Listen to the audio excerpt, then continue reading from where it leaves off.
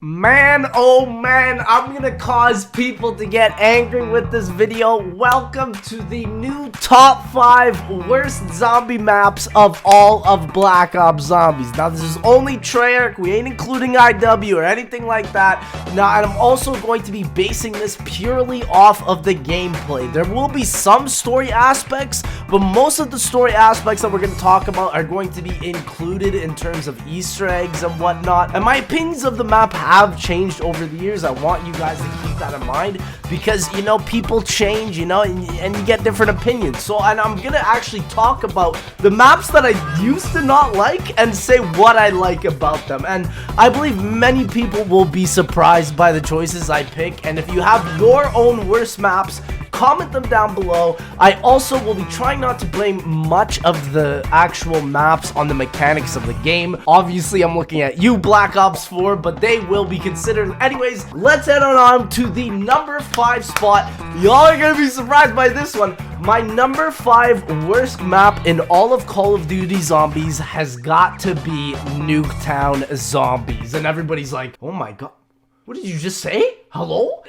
This is not transit or anything? Listen, boys, okay. So after BO4, we made a huge transformation of different things and different mechanics, and I hope you guys are able to kind of understand my side of this. And basically, one of the reasons I dislike Nuketown Zombies is because of the way that it limits gameplay. I think one of the biggest factors I've realized, especially with BO4, is that when you limit gameplay, it's very hard to really enjoy any map, especially when perks are integral to the core experience of zombies. And this is obviously the case with Nuketown. When you delay perks, yes, it makes it challenging, but it also makes it incredibly hard to enjoy and come back into playing. And also, I think I am really done with remakes for zombies in terms of actual DLC. I think if MP remakes are gonna come on zombies, it's just gonna be ridiculous. So again, I think it is also one of the worst experiences as well when you load into a map for the first time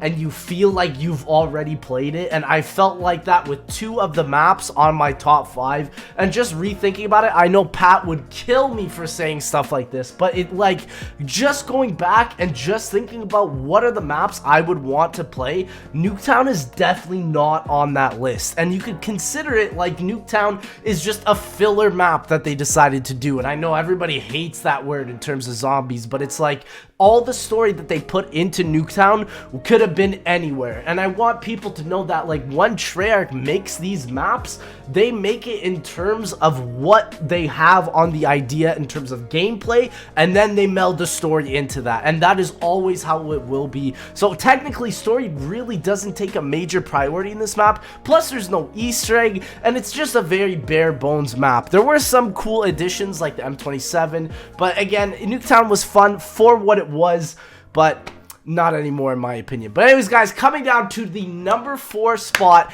this has got to be Dead of the Night. And now a lot of people might not even know what this map is. This is in Black Ops 4. It's the first DLC, and I gotta be honest, right off the top, one of my favorite parts about this map is that the atmosphere and the spawn are so beautiful in this map. I think the scenery and the design of the environment, whoever made it, did an incredible job. They really made you feel like you were in a Dracula-esque environment and really managed to capture that aesthetic. However, there are a lot of things that I dislike about this map in terms of how it restricts casual players and also how it really doesn't benefit the pros too much. Now, let's talk about silver bullets. Silver bullets are one of the greatest things ever because you can get unlimited ammo within inside the map, but the problem is that it completely restricts the casuals. A casual player will never understand that there will be powerful bullets within the map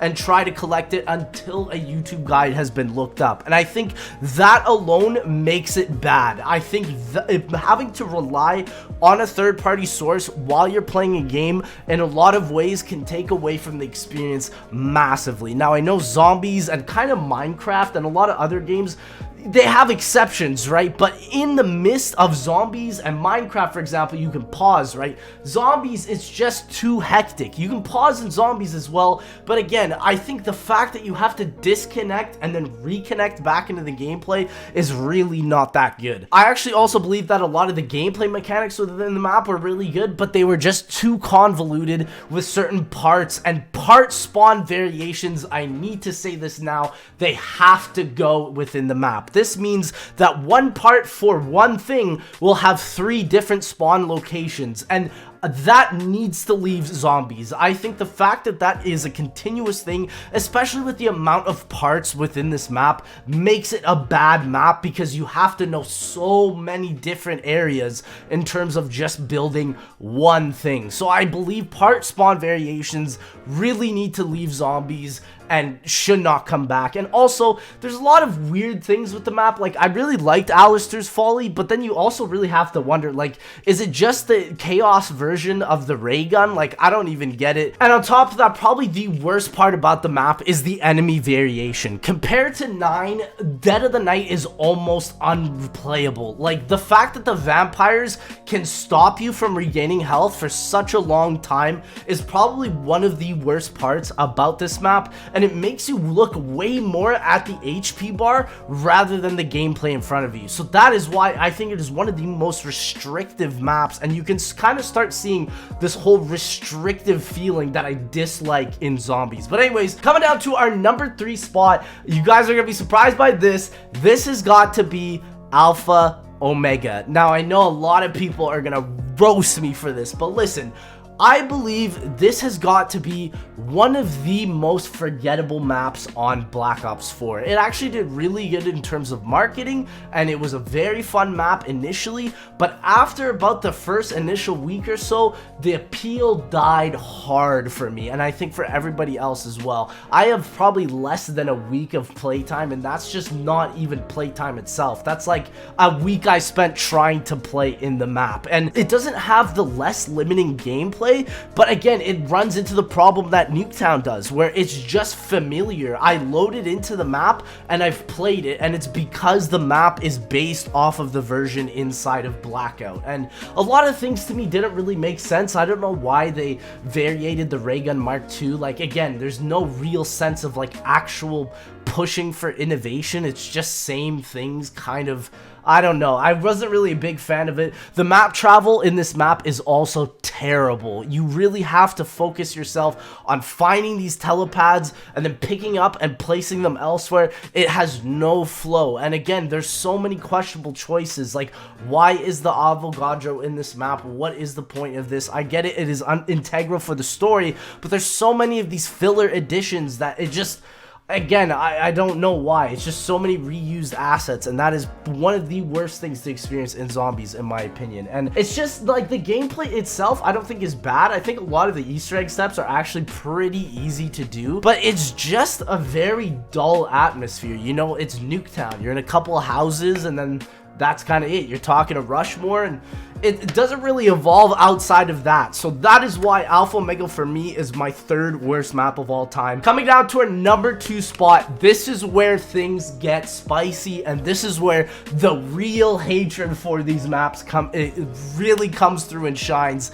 This has got to be Voyage of Despair. Now, Voyage of Despair, to me, if I were to just say one thing about it, I just want to say it was the waste of the resources of this map. There's so much stuff on Titanic that just was never utilized or never moved into the gameplay zone. Like, the fact that the Titanic itself is frozen in time is just really boring to me, and it just doesn't really add any ante to the actual plot of the story. And again, I didn't understand any of the Grecian plot on the Titanic. I don't like, the ending is like they go off on a rescue boat and they literally don't care that the Titanic is sinking and dying filled with people. I don't understand it at all. And just going into gameplay, the first time experience when I picked up the Kraken, I vividly remembered picking it up at Treyarch and not knowing that it was the wonder weapon, because to me, it doesn't look like a wonder weapon. It looks like something similar to the blunderbuss back in Exo Zombies,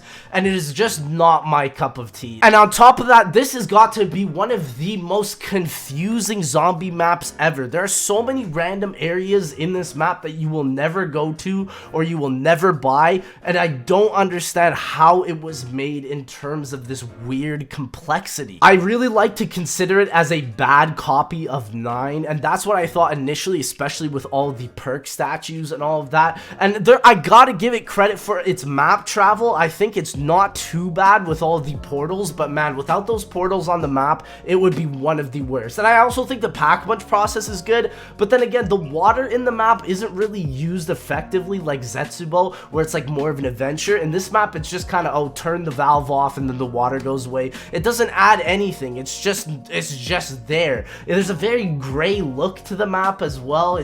I don't know, maybe that's just a Black Ops 4 thing, and I also believe that the enemy variation of this version was trash. It was not good. The combination of all the elementals and then the Blight Fathers and then the shovel fuckers, it was just ridiculous. I don't know how that was really decided in the end, and one of the worst things that I've been pissed off the most at is the Easter eggs. I don't understand how the Easter egg was just made. Like, you're shooting planets on the Titanic. How is the Easter egg not related to the Titanic? You can shoot planets on any other map, but you gave one resource for the Titanic and you lose it all. I don't know. I really just dislike that idea, and I just felt no emotion with the map. And when you feel nothing with the map, of course it's going to be one of the worst maps ever. And again, there's just a bunch of these random Easter eggs in the map that don't make any sense whatsoever. So it's like, why even bother? I don't know. Voyage of Despair is definitely got to be one of the most disappointing maps. But coming down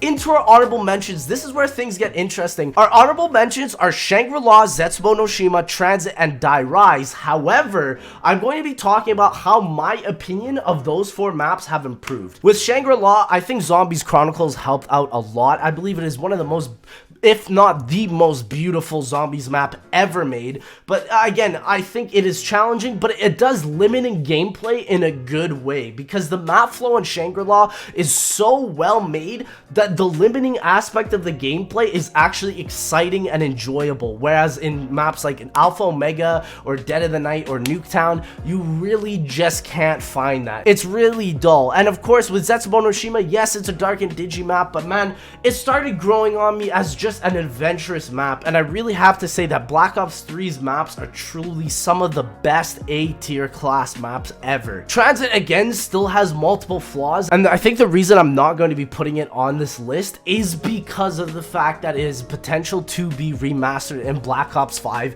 and Transit might come back with an absolute swing of a map, which would be incredible to see. And then with Die Rise, I think it was one of the first maps that ever added the most overpowered wonder weapon and also parkour into zombies, and I think innovations like that should be kept into the game. I wish parkour was a bigger thing in the main zombies rather than just in customs. But anyways, coming down to my number 1 worst map of all of Call of Duty Black Ops' series, it is Blood of the Dead. And I know you guys must be screaming right now because you're like, Blood of the Dead is the worst map? Hear me out, ladies and gentlemen.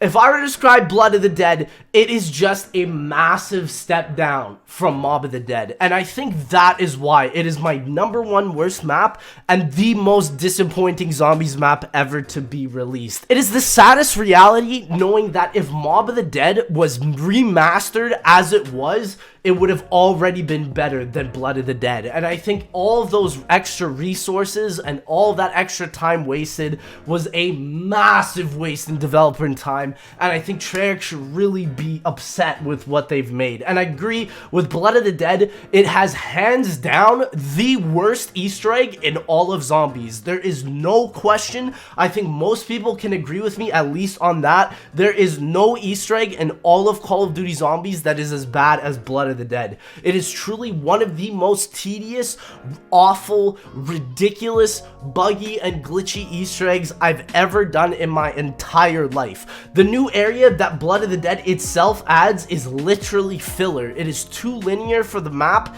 it doesn't really add as much of a flow as well, and it doesn't contribute to the actual Mob of the Dead map. It just feels like a shell of what it once was.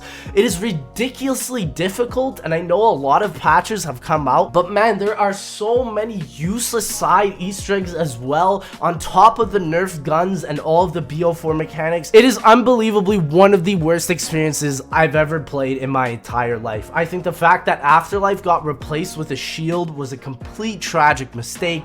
Victus is not utilized at all, and it also has one of the most boring boss fights I've ever seen in zombies. And I'm not making this video specifically to bash Black Ops 4, because I also believe Black Ops 4 has some of the best maps we've ever seen, like 9 and Ancient Evil, and even Tog der Toten I really enjoyed, and those maps showed how you can do something incredibly well done. And it's funny because after Black Ops 4, I really do consider everything pre-BO4 to be much more replayable and just playable without the bad mechanics, because if you just screw up the core experience of zombies, the whole thing crumbles. And again, I think every single one of these maps on this list would have benefited if they were in Black Ops 3, and I think the whole comment section can agree with me. Please, boys, roast me in the comments. I want to know what you guys are saying. My previous worst maps of all time to me seem like a paradise as well, and it's just unbelievable. Black Ops 4 has done a number, and I hope this video shows it. But anyways, guys, thank you so much for watching. If you did enjoy, please make sure to like, comment, and subscribe. I will see you guys in the next one.